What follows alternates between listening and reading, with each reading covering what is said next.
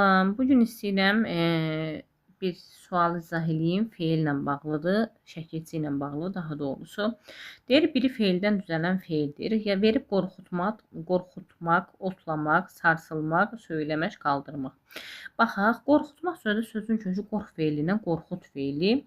Maq şəkilçisi, sadə şəkilçi. Burada əslində cavab A variantıdır. Çünki qorx feilidir, qorxut da feilindən yaranıb.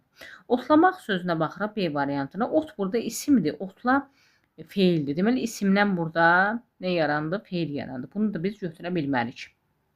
Bizdən sualda deyir, feildən düzələn feil olsun. C variantında sarsılmaq, sars sözü yoxdur. Bu söz ümumiyyətlə sadə söz kimi götürülür.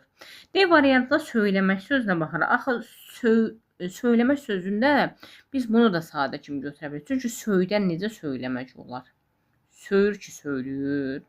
Bu düzgün, yəni anlamda olmur.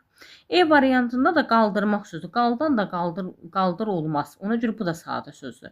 Burada ən uyğun söz A variantıdır. Qorx feilindən qorxut feili yarandı və cavab A variantıdır.